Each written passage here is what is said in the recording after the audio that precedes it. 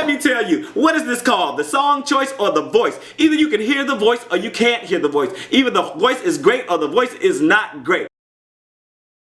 Hey fam, what's up, what's up, what's up? This is Robert Anton here, robertantonnyc, coming to you with your no frills, the voice commentary from a singer. I'm still a little light tonight, okay, because my voice is just coming back or whatever. I don't know what's been going on, but anyway, let's get right into the commentary. It's night 4 of the blind auditions at Universal Studios Hollywood. We started this out with Tamar Davis. She was 35. She did Chain of Fools by Aretha Franklin, and she was an original Girls Time member, which is Destiny's Child, and Tyler Perry was there to support her. Tamar started out strong and got Xtina to turn right away. She had a nice forward production and a seriously grounded stage presence. Loved her runs and her diva ending. Blake turned on the ending. Pharrell called her range crazy. Adam liked the choices she made. Blake talked about Jermaine Paul taking him to the end and all of that. Tamar chose Xtina for her coach. Jessica Crosbie was up next, 21. She did Viva La Vida by Coldplay, and she lost the beat, the drive behind the song, and let her voice shine, and got all except for Blake to turn for her during the first part of the song. I like this version, and it kind of came off like a lullaby, but you could see that she was still feeling the beat while she was performing it. You know, you could just see her pulsing with it. Very honest and not too showy. Xtina called her a great singer and wanted her to sing higher. Adam said it was razor sharp in the beginning, but he could hear the breath and the nerves. And Jessica chose Pharrell because he talked about holding up a mirror to her so she could see herself. But she had said she wanted Adam in the package, so Pharrell totally changed her mind. Justin Whisnant was 29. He did Ain't Worth the Whiskey by Swindell, and he had a nice pleasing twang and tone. Adam said he's good and turned around immediately. He had a good way of being in himself on stage while giving love to the audience and inviting them in to listen to his story. Blake turned as soon as he showed a little vocal range. He did a few higher notes, and Adam stood for him. Adam told him he's ridiculously good. Blake called him a great country singer and promised a relationship that goes on long after the show, and Justin chose Blake. And if you choose me, please make sure to thumb up the commentary and let me know. It also lets other people know that we are over here discussing The Voice. Make sure to share this video and tell your friends all about it. Also, let them know we are over here discussing The Voice. I thank you so much for your time and for your thumbs. Jackie Lipson was 25. She did X's and O's by Elle,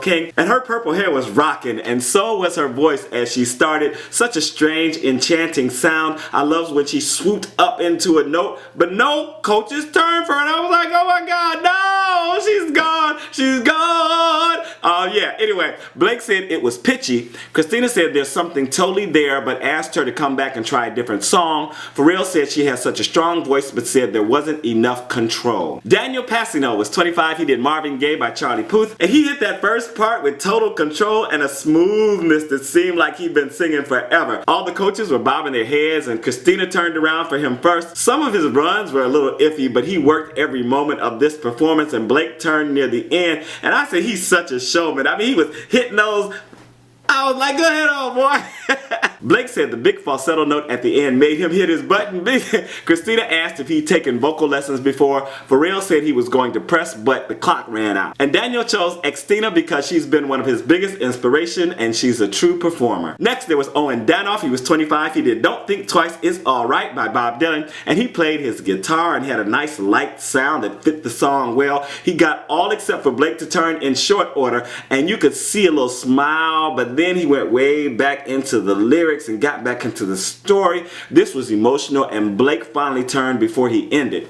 Adam said he has a very strong identity. Xtina noticed that he was so involved in what he was doing. Pharrell asked him his story, and Blake ended up knowing his dad's band song. And Pharrell said he's all feeling and heart, and Owen chose Adam for his coach because he comes from the same background. Maya Smith was 31. She did Do Right Woman, Do Right Man by Aretha Franklin. And she started out with a sweet and very straight tone, lots of control, great high overtones in her voice, and Pharrell turned for her first. She kind of reminded me of Brandy in the face, right? And the hair, the way she had the, you know, and she popped off some really high notes as Xtina turned for her on the ending. Xtina said not everybody can sing the kind of music that she can, and said she hears some Beyonce in there. Pharrell told her he felt like her voice cut through and mentioned her control and range, and Maya chose Pharrell because he brings the different genres. Nolan Neal was 35. He did Drive by Incubus, and he started out all breathy and got the coaches' heads to pop up, you know. They were looking around trying to figure out what this was. And then he added more chest that was sounding pretty good.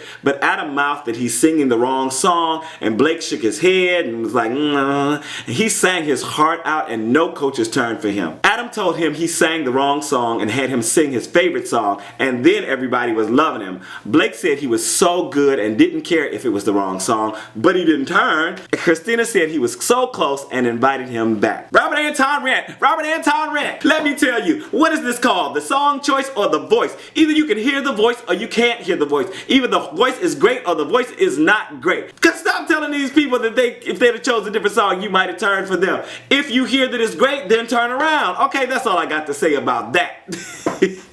Next, we had Brittney Lawrence. She was 21. She did Warrior by Demi Lovato, and she started this out emoting those lyrics, and as soon as she hit a big note, Xtina turned for her. She acknowledged her and then went back to her performance. She had a pretty big voice with some wonderful enunciation, but also showed some softer moments. Blake turned at the last second, again, just messing with Xtina. Adam liked the strength and character of her voice, but noticed some pitch problems. Pharrell didn't get a sense of her vibrato. Xtina said it was a great song to showcase her control, and Brittney chose Blake. In the montage, we got Teresa Guidry, who went to Team Blake, Chelsea Gann, who went to Team Xtina, and Lily Green, who went to Team Adam, and then there was Matt Tedder. He was 20 years old and did I'm Your Hoochie Coochie Man by Muddy Waters. You better go ahead on. This was an interesting song choice, and he was beating that slide guitar as he started, boy, just wailing on it. His voice was pretty good, but his playing was totally elevating his performance. He loves the blues, but for me, his voice just didn't have the grit and the guts. It was so clean and so pure and so pristine,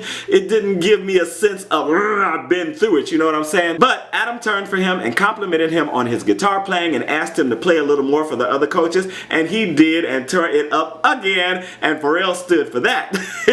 And in the pimp spot tonight, we have Joe May. He was 24. He did I Put a Spell on You by Nina Simone. Elle Lawrence and Mark Hood were there to support him for his audition, and he started this out big and like Keith Sweat. I was like, go ahead on, boy. And he had auditioned before and didn't get a chair to turn. And this was working for him. At least it was working for me. Xtina turned for him first before he got into the pace of the song. And I like how he pulled it way back vocally, but kept the emotion and the intensity, and then totally went for it and just gave all the gruff and growl that he had. But he also had a very nice cry in his voice. Blake also turned for him, and they both stood for him. Pharrell remembered his voice and the song he sang. Adam said he picked the right song and crushed it. Blake said he sang it like he was pissed. Pharrell pumped up the crowd to get Xtina to sing the song with Joe, and I had chills listening to them go back and forth. They were rough and tumble, and I was absolutely loving it. Joe was so intense and went toe to toe with Xtina, but she tore it up on the end, and he ended a little weak. I think she backed him off, right? Because she was like, and he was like, oh, of course he chose Team Xtina, and that is it for the commentary. Please let me know if you stuck around tonight. Also, make sure to spread the video around because I'm so discouraged. But anyway, I'm not feeling that great, so I will see you guys, I guess Wednesday night if you're watching American Idol, and I'll see you next Monday if you are not. Or I am posting videos quite often, so come on by and check out some of my other videos, alright? This is Robert Anton, robertantonnyc.com. I'm out.